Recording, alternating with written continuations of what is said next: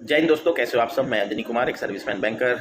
Hope आप सब अच्छे होंगे। और जो एसबीआई जूनियर एसोसिएट काफ़ी जो सिलेक्ट हुए हैं उनकी बहुत सारी क्वेरीज आ रही थी अबाउट डॉक्यूमेंट्स, क्या क्या डॉक्यूमेंट्स चाहिए। और कुछ क्वेरीज थी कि सिविल स्कोर उनका कितना होना चाहिए, सिविल स्कोर एंड एलपीटी का डिफ़िकल्टी लेवल कैसा है। तो कुछ वीडियोज़ मेरे हैं इन टॉपिक्स पे, बट फिर भी लोगों की क्वेरीज आ रही है। तो मुझे लग रहा है शायद उन्होंने मेरे वीडियोज़ नहीं देखा होगा। तो एक ओवरऑल वीडियो मैं फिर से जो नए एस्पिरेंट हैं उनके लिए बना रहा हूँ ये, ठीक है। तो this is for general guidance for young aspirants as well as ex serviceman. तो पहले मैं कॉमन पॉइंट्स जो है यंग एस्पिरेंट्स का वो बता देता हूँ। एक सर्विसमैन को एडिशनल क्या चाहिए वो मैं लास्ट में बताऊँगा। तो यंग एस्पिरेंट्स वो एक सर्विसमैन का पार्ट स्किप कर सकते हैं। सो फर्स्ट ऑफ ऑल ये ग्रेजुएशन लेवल पे आपको एग्ज़ाम हुआ है तो नेचुरली आपको 10th का, 12th का एंड ग्रेजुएशन का सर्टिफिकेट चाहिए। एक सर्विसमैन जिनके पास 12th का नहीं है, इट इज़ नॉट कंपल्सरी, ठीक है। उसके बाद आपको एक कंप्यूटर का एक सर्टिफिकेट चाहिए। किसी भी नॉर्मल 1 या 2 महीने का कोर्स या 15 दिन का कोर्स, बेसिक कोर्स, कोई भी एक सर्टिफिकेट कंप्यूटर से रिलेटेड होना चाहिए। या फिर आपने 10th या ग्रेजुएशन में कंप्यूटर कभी पढ़ा हो, वो सब्जेक्ट, ये दोनों चलेगा, ठीक है। दूसरा, आपको पोस्ट ग्रेजुएट अगर आप हैं, एमबीए वगैरह हैं, तो आपको फिर थोड़ा सा वेटेज मिलता है। कल टीओ बनना हो उसके लिए या जेएमजीएस प्रमोशन लेना हो तो आप पोस्ट ग्रेजुएशन भी डिक्लेयर कर सकते हैं, but it is optional, not compulsory. But better अगर आप एमबीए हैं तो डिक्लेयर कर दें, अदर से भी आप कर सकते हैं, ये आपके चॉइस है। नेक्स्ट, आपको पैन कार्ड कंपल्सरी है, ठीक है। मैं कम्युनिटी पोस्ट के थ्रू लगभग 1 महीने पहले ही बताया था, जिन्होंने पैन कार्ड नहीं बनाया है आप पैन कार्ड बना लो। एक सर्विसमैन भाई सभी के पास होगा, मैं यंग एस्पिरेंट्स के लिए बोल रहा हूँ। या फिर पैन कार्ड के लिए अप्लाई कर दो, ठीक है। एंड अकाउंट अगर आपका एसबीआई में है तो आपकी जो फर्स्ट सैलरी है वो जल्दी आएगी, अदरवाइज़ आपको 1 महीना सैलरी डिले हो सकता है। तो अभी तो मार्च क्लोजिंग है, अभी आप ब्रांचों में मत जाना। अच्छा, फ़ोटोग्राफ्स जो है आप सफिशिएंट फ़ोटोग्राफ्स एटलीस्ट 8-10 अपने साथ रखना, ठीक है। जो आपने एडमिट कार्ड के टाइम जो आपने स्कैन करके अपलोड किया था, सेम फ़ोटोग्राफ्स, क्योंकि आपको काफ़ी जगह ज़रूरत पड़ेगी। एंड जो मेल आपको मेल पे आएगा, डॉक्यूमेंट्स क्या क्या है वो प्रिंट करके आपको लाना है। आपको मेल पे गाइड किया जाएगा, ठीक है। एंड जो एक सर्विसमैन कैटेगरीज के हैं उनको, अच्छा, कैरेक्टर सर्टिफिकेट मैं भूल गया। कुछ चीज़ें हो सकता है मैं भूल जाऊँ, तो मैं कमेंट सेक्शन में पिन कर दूंगा, आप एक बार कमेंट सेक्शन भी देखना, क्योंकि मैंने 2016 में एग्ज़ाम क्लियर किया था, सो कुछ चीज़ें चेंज भी हुई हैं। अच्छा, सो एक क्वेरी था, ये एक सर्विसमैन का था, वो ओबीसी सर्टिफिकेट आप क्रीमी, नॉन क्रीमी लेयर कोई भी हो, आप अगर रखते हैं बहुत अच्छा है। मेरे टाइम पे इतना ज़्यादा नहीं पूछा जाता था, बट अभी चूँकि रिकॉर्ड रखा जा रहा है कि एक सर्विसमैन में भी किस कैटेगरी से आप बिलोंग करते हैं, जनरल, ओबीसी, तो उसके लिए एक सर्टिफिकेट आप रख लें तो इट विल बी बेटर, ठीक है।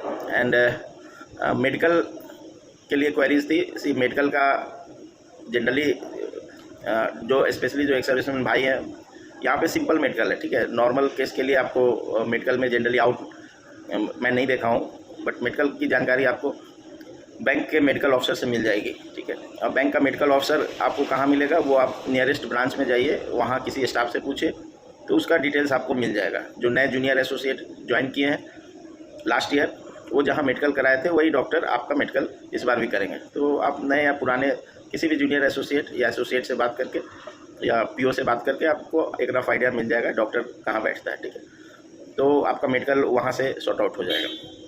अच्छा, और ये एलपीटी जो है एसबीआई का इतना डिफ़िकल्ट नहीं होता है, आपको टेंशन लेने की ज़रूरत नहीं है। आपको सेकेंड अटैम्प्ट मिलता है इन केस आप क्लियर नहीं कर पाते हो। लास्ट ईयर में इंटर सर्कल ट्रांसफ़र आया था मुंबई, ठीक है। तो पार्किंग में था। पार्किंग वो होता है जो आपको प्रॉपर पोस्टिंग नहीं मिली है कि आप कहाँ काम करेंगे, और टेम्प्रोरी आपको रखा गया है। तो उसमें मुझे मौका मिला था एलपीटी में एज ए इन्विजिलेटर ड्यूटी करने का, जो मैं डॉक्यूमेंट्स वेरीफाई कर रहा था एलपीटी वालों का। और जब एग्ज़ाम कंडक्ट हुआ तो क्वेश्चंस उसमें, तो जो महाराष्ट्र में जो लास्ट ईयर मैंने देखा, यहाँ पे आपको मुझे नहीं लगता है कोई फेल किया था, ठीक है। महाराष्ट्र एंड मुंबई मेट्रो दोनों सर्कल से सारे एस्पिरेंट्स एलपीटी क्लियर किए थे। बाकी अदर सर्कल से उतना आइडिया नहीं है मुझे, बट मैंने कभी सुना नहीं कि एलपीटी में के कारण किसी की ज्वाइनिंग रुक गई। हाँ, डिले का 1-2 केस मैंने पास्ट में सुना है कि सेकंड अटेम्प्ट में क्लियर किए तो डिले हुई है, बट किसी को जॉब केवल एलपीटी के कारण एसबीआई में छूट गया, वो ऐसा केस मैंने नहीं देखा है। और आपको सिंपल जैसे इंग्लिश में कॉम्प्रीहेंशन आता है, रीडिंग कॉम्प्रीहेंशन, सेम वे आपको लोकल लैंग्वेज में रीडिंग कॉम्प्रीहेंशन आएगा और उसी तरह आपको उसके क्वेश्चंस आंसर्स करने। एंटीनोम सिनोम हो सकता है किसी किसी स्टेट में, not in every state.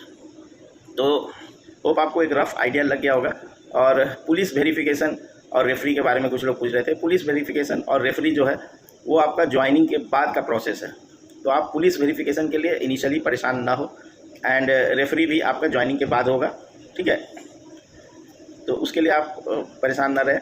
And अब हम डिस्कस कर लेते हैं सिविल स्कोर। कुछ लोग सिविल स्कोर के लिए परेशान थे, ठीक है। तो जिन्होंने कभी लोन नहीं लिया है उनका सिविल स्कोर कुछ भी शो नहीं करेगा, तो आप परेशान मत होना कि मेरा सिविल स्कोर तो कुछ आ ही नहीं रहा है, ये 0 आ रहा है, ठीक है।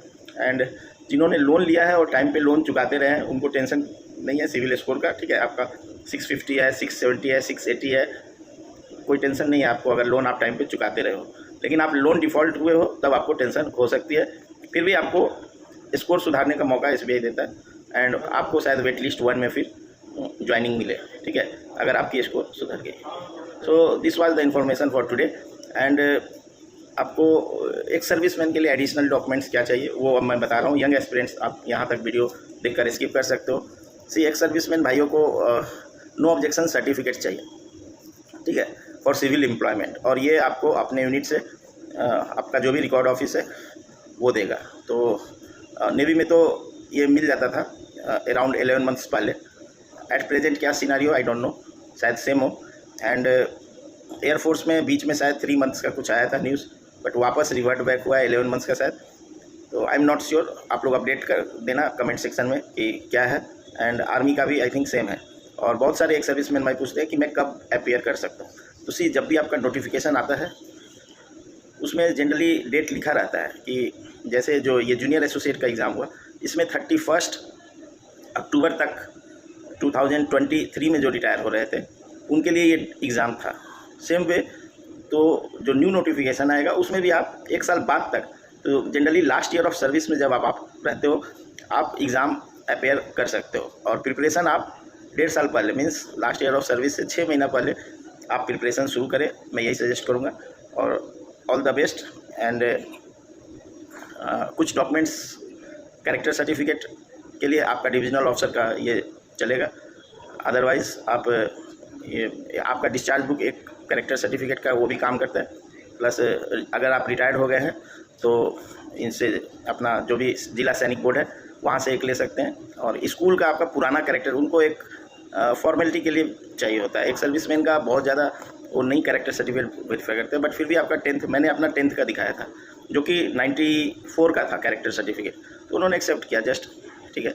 और ये स्टेट वाइज डॉक्यूमेंट वेरिफिकेशन में कुछ चेंजेस होते हैं, तो जो ओबीसी कैटेगरी के हैं मैं रिक्वेस्ट करूँगा आप क्रीमी, नॉन क्रीमी लेयर कोई भी एक सर्टिफिकेट आप रख लें। सो ये वीडियो काफ़ी लंबा हो रहा है, यहाँ मैं कंक्लूड करता हूँ। कुछ और क्वेरीज हो तो कमेंट सेक्शन में आप लिखना। Thank you for giving your precious time.